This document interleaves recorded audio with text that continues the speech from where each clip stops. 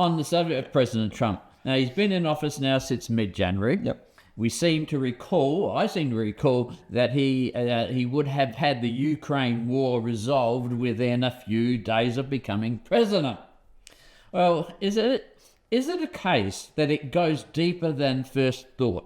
And maybe it is the case of the Defense Department prolonging it. Now, printing the money has always prolonged wars. So, does President Trump have any jurisdiction within this Ukraine war, or is it somebody else pulling the strings?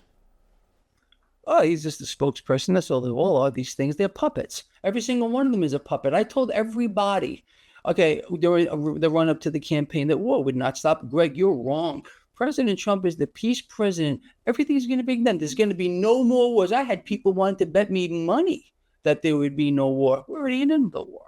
Okay, this can't. What people don't understand is war.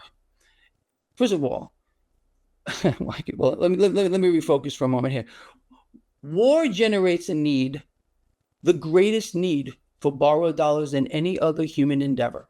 That alone should tell us where we were going to go. The system here is illiquid. The system is running out of cash. We may seem to be debt saturated around the world, but the bottom line is this. No matter how much cash they pump into the system, no matter how much they add to a digital screen, no matter how much they print, it can never fill the void. The void grows deeper and deeper every single minute of every single day. And that the mechanism, I've been telling people, look for things that you're not going to believe, even the things of nightmares, to keep the debt-based system going. And that's exactly what we're at. We're not at war to fight terror. Anyone who bought that really drank a little too much Kool-Aid here.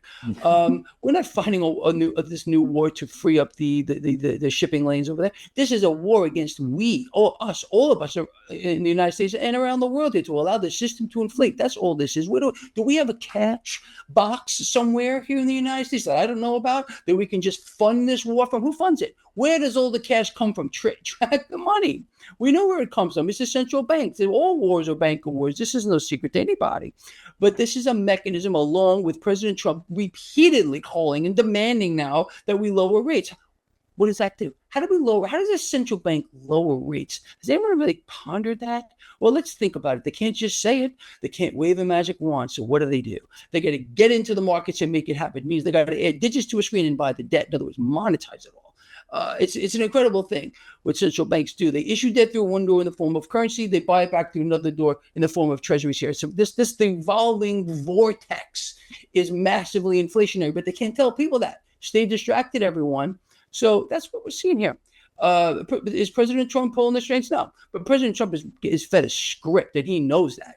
They all are. If President Trump had 1 ounce of guts in him, which he is completely gutless to the highest possible order, then he would tell us all the truth, but he can't do that.